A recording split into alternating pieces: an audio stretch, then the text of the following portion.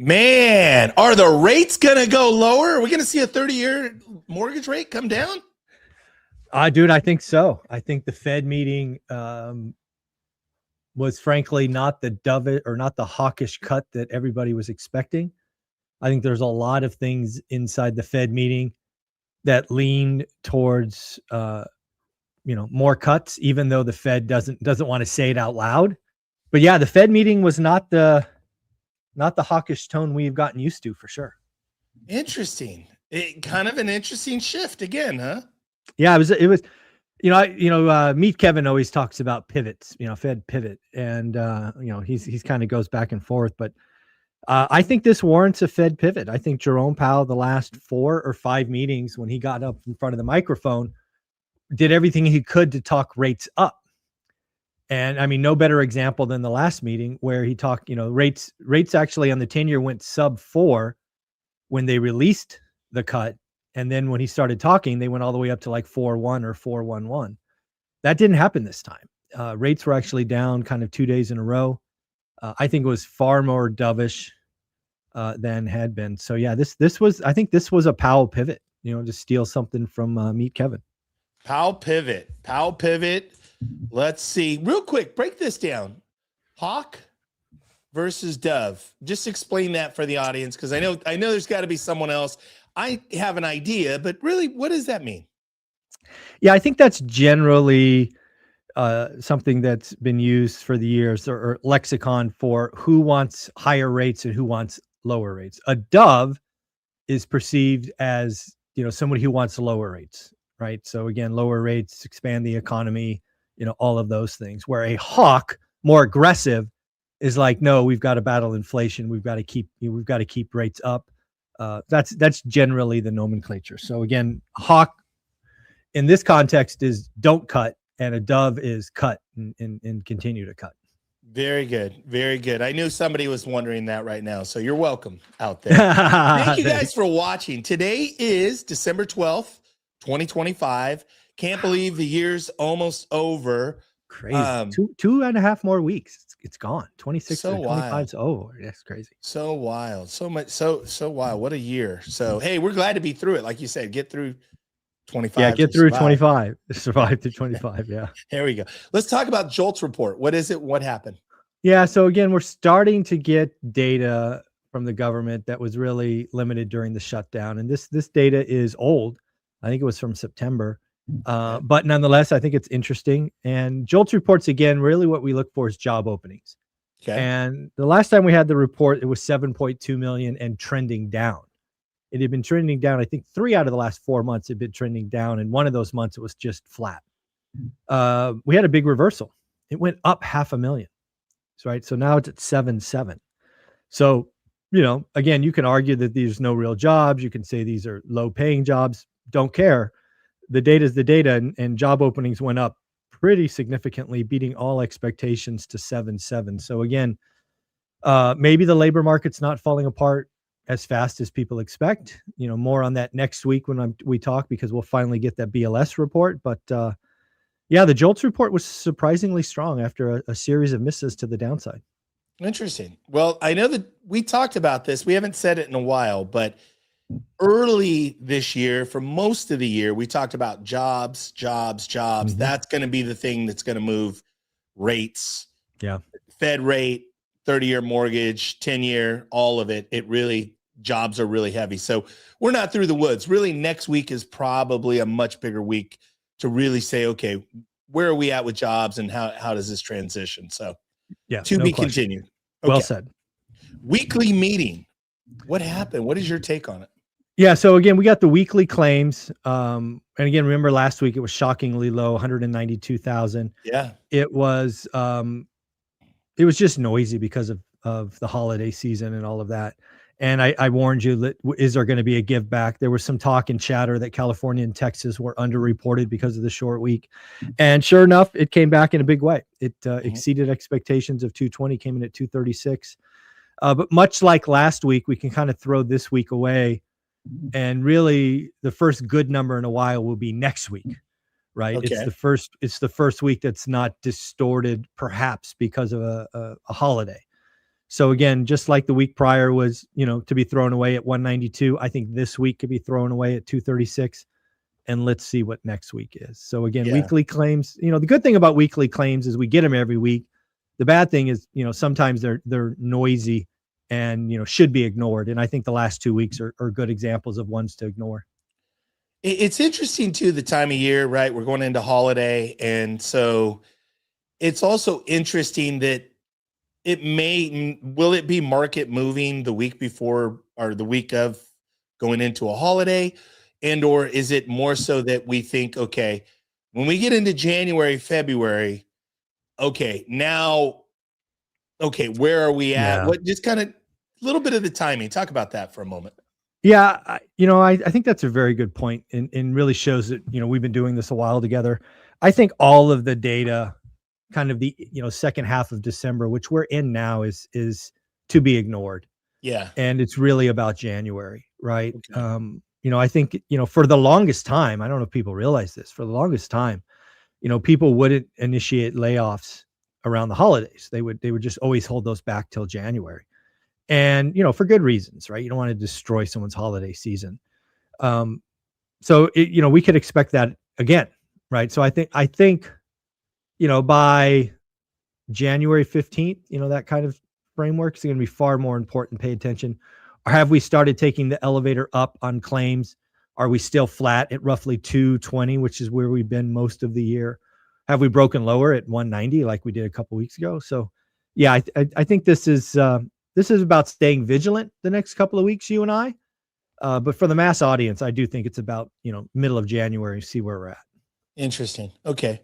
We'll keep rolling with the show notes. I have some other thoughts toward the end, or questions. So let's talk about home prices. What did you see this week? And Yeah. It's always fun. Did the market crash in the last week? It clearly crashed. I think it was Zillow. It might have been Redfin. Reported, frankly, that home prices are down. If you look at the last 90 days, so the last 3 months, home prices on the national level are down 1.4%. If you want to look on a yearly basis, how much? 1.4%. Okay. Yeah. All right. Clearly a crash. If you look at year on year, which is where I look, it's still down. It's down 0.7%. Not even a full percent. Not even a full percent. And that's just where we are. And again, remember where we are, seasonality, all of that. That's where we are. If you want to call 0.7% a crash, you can do that. And they're finally right. Home prices have crashed 0.7%. This is always fun. That's why I love riding with you, man. Just wind me up and push me. Yeah. I'm rolling with you. It's interesting that the Crash Bros are still talking. That even I've seen more headlines about 2008 this last week about all of a sudden we're going to have this big 2008 moment. We'll come back to it toward the end. I'm going to roll through the show notes. Nice. But it's just interesting that people are just they're just so delusional and or they just don't have any point of reference of what's really going on. Or just speak to that for a moment. 2008 was its own unique combination of crap, frankly, right? If you lived through it, which both you and I did before, during, and after, you realize how unique the situations were. Not a lot of people survived 2008. I think you and I together probably know more people that busted out in 08 than survived, right? It was nasty. Yeah. Some of us thrived, right? And so much so I wrote a book about it. But I wish I'd known you back then. I wish I knew you in 2005. Yeah. Keep going. But the big calamity to me here is I think a lot of people have PTSD from 08, and it was just so big, so nasty, so horrific that people can't get past it. And as somebody who studied real estate back to the 1970s and frankly studied real estate back to the Great Depression, we've had plenty of cycles in housing that wasn't the GFC. And to do your viewers a disservice by being so focused on 08 is just shockingly inept. Yeah. right? There's, this is probably a lot more like the S&L crisis, or a lot more like 78 to 96 than Yeah. the GFC. We just don't have the same combination. Not even close. No, I mean, again, if you really want to know how 08 happened, you have to actually go back to 06. Right. That's what people don't get. Right. It wasn't about 08 to 2010. It was about 06. Now, why 06? If you go back and look at loan originations, 51% of loans were ARMs. And a lot of those ARMs were 2-year teaser, neg am, toxic, no assets, no income loans. Yep. Hence, you create them in 06 in their 2-year durations, they blow up in 08, and then they foreclose in 9, and then they foreclose in 10. And that was the recipe. The cake was put in the oven in 06. It just took 2 years to bake. Right. And that's the big thing that I really, I chuckle and laugh at the crazy calls about 2026 being 50% crash. I mean, okay, so if 2026 is going to crash 50%, let me look at our originations. Do we have anything that's like that? No. In fact, I would tell you it's the reverse. It's most of our loans are sub 5, sub 4, sub 3. How do those things blow up? The answer is they don't. Yeah. Right. They don't, at least in any great number. So it's at the end of the day, I just call him Jerry Springer. You and I are old enough to know Jerry Springer. These are not housing analysts. These are not financial analysts. These are just Jerry Springer content creators who get rich making other people broke. Right. If you've ever watched Jerry Springer, if you're too young to watch him, just go Google him real quick. The only people that got rich watching Jerry Springer was Jerry Springer himself. And that's what's happening today. These content creators are either liars or provocateurs or porn creators or whatever they are. And they're evil, in my opinion. They're hurting people and getting paid. They're getting paid to hurt people. And I think that's disgusting. So yeah, it just is what it is. Couldn't agree more. It's shock and awe. Jerry Springer was like the shock jock, shock and awe, big headlines, really big bullshitty type. And then purely entertainment. Not it was the lowest form of entertainment. He tried to get the audience. He tried to get people to fight. I mean, that was his best shows, was when people would get up and fight and throw chairs. It's not I mean, it's the lowest form of entertainment, and that's what these people are. They're just low forms of, they're this generation's Jerry Springer, and some of them are really good at it. I mean, when you step back, you got to realize that Jerry Springer was wildly popular. He fed an audience that was hungry for that.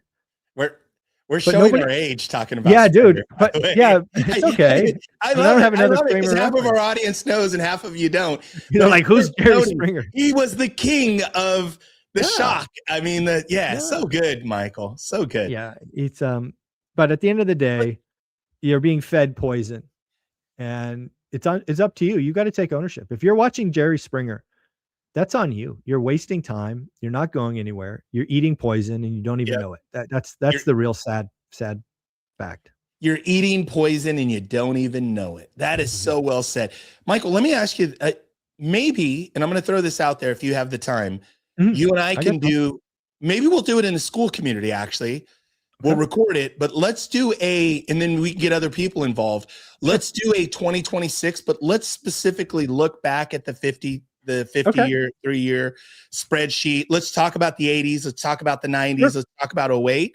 And then really more geared toward what's going to happen, going forward in 26. Because I clearly see the pattern the next 2 to 3 years, the recovery, if you will. Yeah. And I think it's important that we go out and share our experience and show our age. This is what happened in the past. This is what it looks like going forward. Let's carve out an hour maybe for the school community. We'll record it. Maybe we'll share it on YouTube. Maybe we won't. If that's okay, I'm going to throw that out there. So yeah, let's do it. I would love to go back again. I think the 50-year spreadsheet, which is again something I created years ago because I didn't know where we were going. So I went out and grabbed like 30 metrics all the way back to 1970, and I'm like, where the hell are we going? And this is what helped us. This is what helped me call the transaction crash, not price.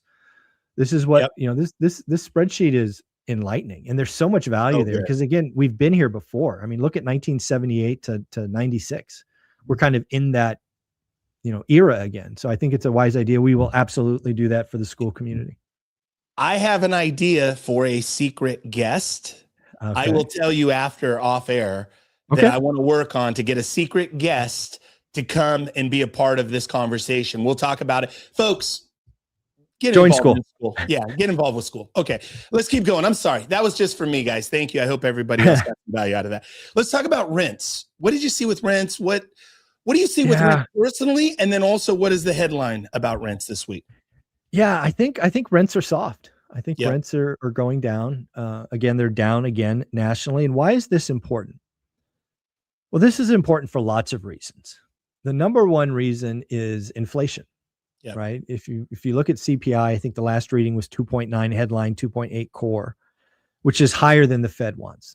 Why is the Fed not cutting? Inflation. But if we really want to have an adult conversation, we should admit that inflation is being overreported. Why do I say that?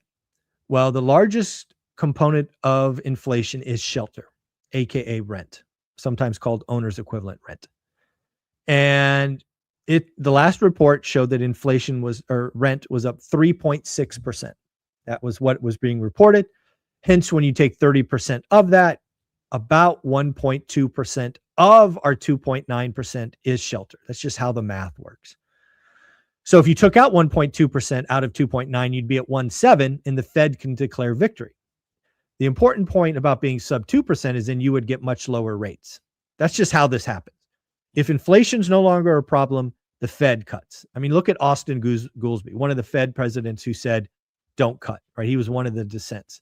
He said this morning, he didn't want to cut because of inflation. He didn't want to front run inflation. Well, if you're an adult and you go, well, inflation's not 2.9, it's 1.7, you can cut 50 basis points. You can cut 100 basis points, right? This is where we're going. And the reality is for the last several, this is not a single data point. This has been going on for at least 90 days, if not 6 months. Rents are negative. However, inflation is reporting it, CPI is reporting it at 3.6%. So it's just wrong. It's just flat out wrong, right? Yeah. And, rents in the latest report are down again, month on month, 0.2%, down 5 months in a row. And, frankly, if I was Jerome Powell, I would address this immediately and declare victory, right? Congratulations, folks. We're below 2%.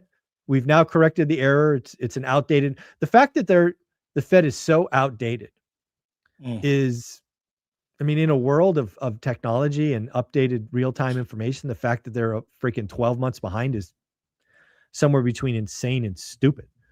So yeah, I rents are down. Rents are flat. Rents are down in my backyard as well. Yeah. And that's why it's frustrating.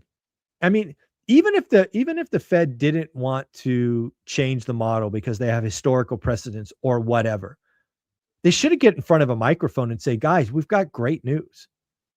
Inflation is down. It's just our wonky models are showing shelter at 3.6, but look at this report, look at that report, look at this report. Rents are negative. So congratulations, and again, the Fed so desperately wants to declare victory. I don't know why they don't do that. The other Fed president who didn't vote for a cut, Schmidt's basically like, we've been above target for 4.5 years. I'm like, hey, jackass, why don't you correct for shelter and can declare victory and ride off into the sunset? It's kind of wild that they don't do that. It's interesting. Do you think that maybe there's something else out there, some boogeyman that they know about? Do they know about some SNL, Silicon Bank that's why they're not, or some little something that's held up by toothpicks? Could that be part of it? That's always possible. I think that's a wonderful insight. They have access and they see stuff that you and I can only dream of. So certainly possible. Okay. But when I really sit back and ask myself what's going on is, these guys are, for the most part, PhDs in economics, right? These guys are in the weeds. And, I don't know if you've ever met a PhD. I've met several in my life. I've actually met some of these guys in Washington, DC decades ago. They, how should I say this nicely? They don't live in the real world. They just don't live in the real world. They are so in their models. It's like if you ever watch The Big Bang, they're like Yeah. Sheldon. They're just like, they operate at a different level, and they don't really see the real world. So I just think it's like, this is the way it's been done. This is the way it's always been done. And who am I to challenge the model that's worked for decades, right? I think there's a lot of, historical, we've always done it this way nonsense. And that's kind of my gut feeling. But yeah, it's possible there's a boogeyman out there for sure. Okay. Well, we're going to keep our eye on it either way. So I love it. I get to surf your wave, so I love it. Let's talk about Fed dissents. Talk about that. What does that mean, and break it down, kind of what's your take on what's going on with the Fed?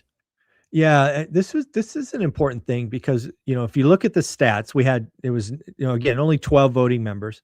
So we had 9 for and 3 against. And we actually had 2 say we wanted to pause. We actually had one, Moran, say he wanted to go 50, which he's done now, I think 2 meetings, maybe 3 meetings in a row. He wants to cut hard. He's a Trump appointee. And what was really interesting to me is if you look at the dot plot, and I don't know that a lot of people caught this, the dot plot showed there were 6 Fed presidents who did not want to cut. Interesting. Right. The dot plot is put together before the meeting. And then in the meeting, clearly Powell got 4 people to vote for a cut that didn't want to going in. Now, you can argue why that happened. My opinion is this just shows you that the top job, the president, has sway, right? Yeah. A lot of people are talking about, Trump's appointee coming in, not being able to sway votes. Well, again, in this session, clearly there's an example that Powell got 4 people to change their mind. Interesting. And, Okay. he didn't get 2, right? 2 didn't change their mind, but 4 did. Yeah. So the last thing about the Fed meeting is I think there are 7 that see 0 cuts in 26. Okay. Interesting. And I actually think that, again, is dovish, not hawkish. Interesting. Because what they're doing is they're painting a picture of no cuts. And then what I think happens over the next weeks to months is the job market continues to deteriorate and you get more cuts. And thus, kind of at the opening, rates go down. I think where we've been set up recently was the market was front running the Fed. Now the Fed's basically saying no cuts. So any inkling of cuts will be a net positive, right? The market is set up for no cuts. Okay. Unlike last time where they were set up for more cuts and then got surprised by the hawkish tone. Interesting. So, and then the last thing about the Fed meeting, and this one was crazy. Jerome Powell came out and threw the BLS under the bus. I mean, he threw him under the bus and ran him over. It was crazy. Yeah. He basically said since April, the BLS has been reporting that we've averaged 40,000 jobs created, right? Which is, about right. And then he gets in the bus and rolls them over and basically says the data's crap. It's been over-reported. I think the actual number is negative 20,000. Interesting. So we're losing jobs. So I think this is just a big fat pitch in the windup for more cuts coming. And, oh, by the way, let's not forget, even if there's no cuts through May, we're getting a new Fed president in May.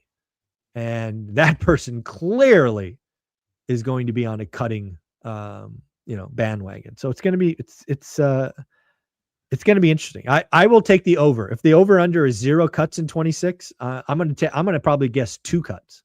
2 cuts. Okay. At least. I know last week we talked about like Goldman Sachs and JP Morgan, B of A. They were the over under was 3 last week.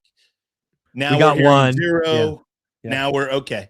All right. So you're thinking 2 plus. 2 more. 2 plus. More. Yeah. If the over under was 2, I would take the over. You take the over. Okay. All right. Very interesting. So then let me ask you then, how do you see right now we're at about 6.25. We've been sticky at this, personally 3-4 months ago, I thought 5 months ago, 6 months ago, mid-year, I thought we would have been 5.9, 5.89, 5.8, somewhere in there, sub 6. 30-year mortgage average is 6.25 today. Yeah. We've been sticky. How do you see this playing out over the next And 90. I think you've got it right. I think you were just early. Okay. I think this is all the big setup for going sub 6. Okay. It just feels like, again, rates. I mean, just remember the last 4 Fed meetings, the mortgage rates went up after. Okay. This one, it didn't. It went down the day of, and it went down big yesterday. So I think this is just a setup. Yeah. Nothing like the bond vigilantes, which I didn't even know that term before hanging out with you. The bond vigilantes, nothing like a middle finger. The Fed gets the rate, and then the 30-year mortgage jumps by mortgage. Yeah, but big time. Right? Yeah. Yeah. Not this time though. Not this time. No, wait, no. I think the market was set up for a very hawkish Powell, and they got a pretty dovish Powell. Interesting. Okay. All right. Well, let's bring it home. Let's talk about Sunday school, what's going on, and then also the event, man. I'm excited. Yeah. We're just we're 60 days away. Yeah. 60 days away from the event. Talk about Sunday school first. Yeah. So this Sunday, we're bringing in one of our speakers from the Vegas event, Rob Abasola from Bigger Pockets. He's a short-term rental guy. Again, an area of real estate I have zero experience and own that. But Rob's, a legend. And not only is he speaking at our event in Vegas, he is going to go live in school and take questions and really provide value to the community. So I appreciate him doing that.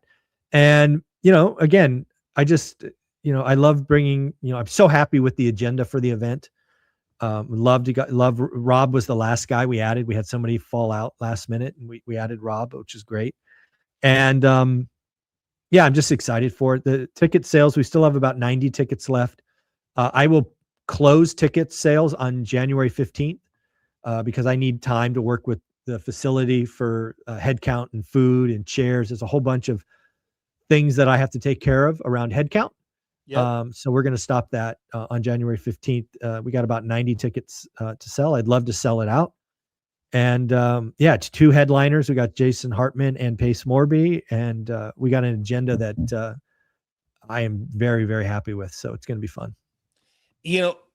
It's one of the greatest events that I've gone to in that it's the anti-seminar. It's the anti-conference. You're not going to there's no pitch session.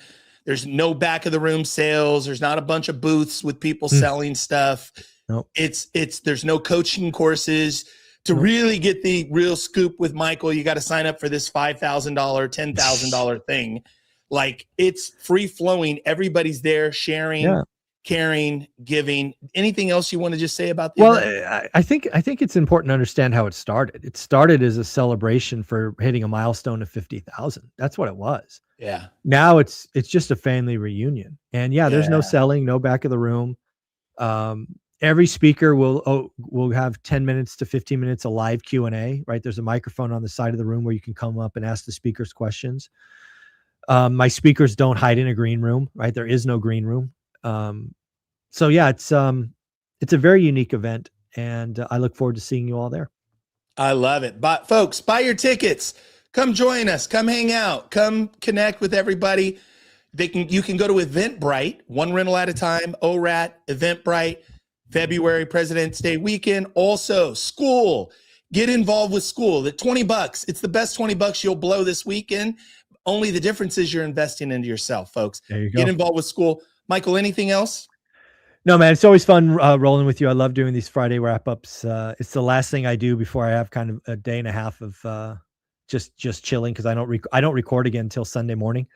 Yeah. So I appreciate you doing this with me every Friday morning. I love it. Folks, a lot of opportunity with all this economic uncertainty. Lots of deals to be had, lots of deals. Michael texted me last night. He's working on something. Hey, How love do I do this? Yeah, let's get the deals, folks. Keep working. Michael, thank you for all that you do. Have a great weekend, brother. Thanks, family.